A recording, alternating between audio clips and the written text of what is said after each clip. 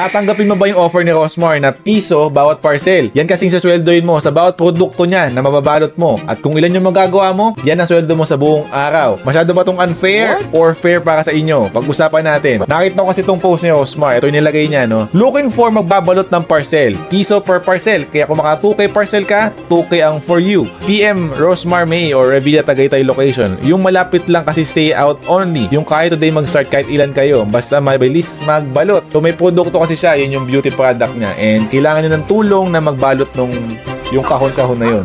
Pero paano nga ba yung proseso nito para ma-visualize nyo din? Imagine niyo ito yung produkto ni Rosmar. Nilagay nyo dyan, tapos nilagay nyo ng bubble wrap, tiniklop nyo. Ayan, tiniklop nyo. Okay. Tapos, nilagay ng tape sa likod para ma-seal talaga. Sana Okay. all. And yun, good to go. So, isa ng produkto yun. So, loob ng 20 seconds, nakakagawa ka na ng isa. Pero itong si kuya na nagbabalot dito, mukhang professional na, mukhang matagal na. Kaya mabilis niya nagawa kasi kabisado niya na eh, may technique na. Pag baguhan ka, pagpalagay natin na abot ka ng 1 minuto kasi hindi mo paggamay. So, sa 1 minuto, makakagawa ka ng isa. So, sa 1 oras, merong 60 minutes. So, 60 po. Mababalot mo, mayroon pang 60 pesos. Pag medyo magaling-galing ka na, no, kaya mo naman magbalot ng isa o hanggang 2, hanggang 3 sa 1 minuto. So, times 2 mo lang yung 60 o times 3 mo lang yan. So, meron kang 120 to 180. Kung kaya mo magbalot ng 180 na kahon ni Rosmar. Ayan. So, medyo marami rin talagang nabalot na yung mga tao dito. Kasi kung i-estimate nyo kung nasa ilan to, malabang to nasa 2,000 to 3,000, no? Base lang sa picture, ha. So, ang dami, no? Hindi ko sure. Paano ba pwedeng 3,000 to 5,000 dito? Ang dami niyang produkto yun. Kung tatanungin nyo kung kaya bang gawin ng isang tao yung 2,000 na nabalot, no? Parang hindi eh. Ang hirap kasi din eh, no? So, hindi naman natin maiwasan na habang nagbabalot ka, baka ma-distract ka, kaya mag-cellphone ka, makapag-chismisan ka, no? So, hindi naman dire-diretso makakapagbalot ka eh, no? So, baka hindi lang talaga pagbabalot yung gawin mo. So, baka matagal lang ka pa. So, hindi ito kakayanin ng isang tao na 2,000, 3,000. So, kung makapagbalot ng isang tao, on average, mga 500, 100, pero baka 8 oras na yon. Ang hirap nga naman eh. Hindi mo kikitain din naman yung 2,000, no? Parang hirap din kasi, no? Upod na yung daliri mo, kamay mo, kakabalot dun sa produkto. So, realistic lang to. Hindi ako nagpapaka-hypocrite na. Basahin natin yung ilang comments ng mga netizens dito. Ang hirap ng buhay, kaya yung iba pinapatos na yung ganitong trabaho. Habang si Rosmar, sinasamantala kahirapan ng ibang tao para sa di makatagpuan na labor. Siguro nakitaan niya ng potential to dahil marami siguro nakatambay ngayon and wala namang ginagawa.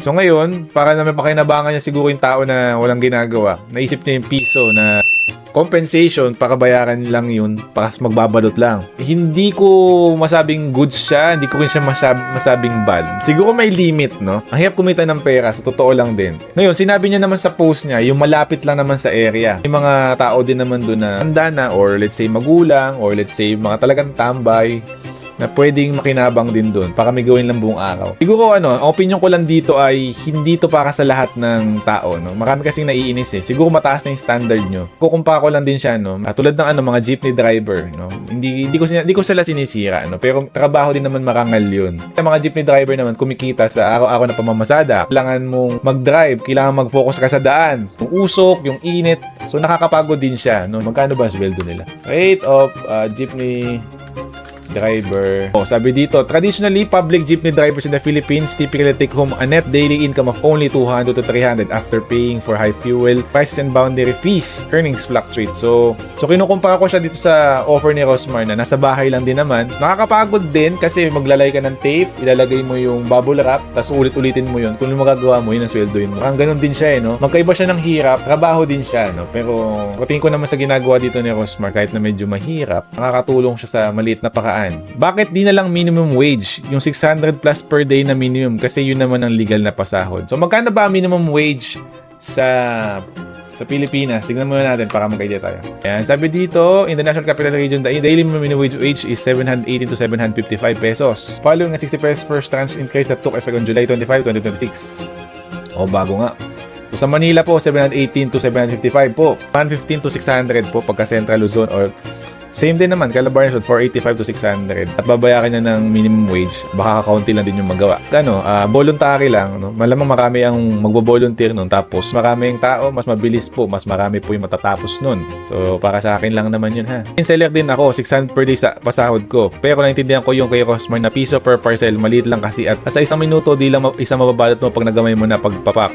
Easy na lang sa'yo sa mga susunod. Magiging mas mabilis ka na. Tsaka di naman pilitan na pumasok sa kanya, ba't siya nababash. Pero nakaka-relate kay Rosmar kasi paulit-ulit mong ginagawa. Parang factory worker. 1-2, 1-2, 1-2. Yun yung steps lang, paulit-ulit. So magkakaroon ka ng technique baka magkaroon ka ng mental frame. Sabi dito nung isa nag-comment, kasi yung mga nagpunta, expect nila princess treatment. Ha? Mga trolls yan. Ang problema nga lang sa mga Pinoy kasi is medyo malitin mag-isip. Ang focus kasi nila siguro numbers game. Kung marami naman akong magagawa, kikita din naman ng malaki yun. Kasi tubong lugaw, pwede na yun. Hindi para sa lahat itong trabaho na binibigyan ni Rosmar. At kung ibabash nyo siya, dahil hindi makatakong yung sweldo, volunteer kasi talaga Nag-post naman siya dun. Ngayon kung i-check siya, meron bang regulations dun na matatamaan siya na hindi na sinunod. So, kayo ba guys, anong thoughts nyo dito sa piso pa kada parcel ni Rosmar? Fair ba o unfair para sa inyo? Comment kayo sa baba.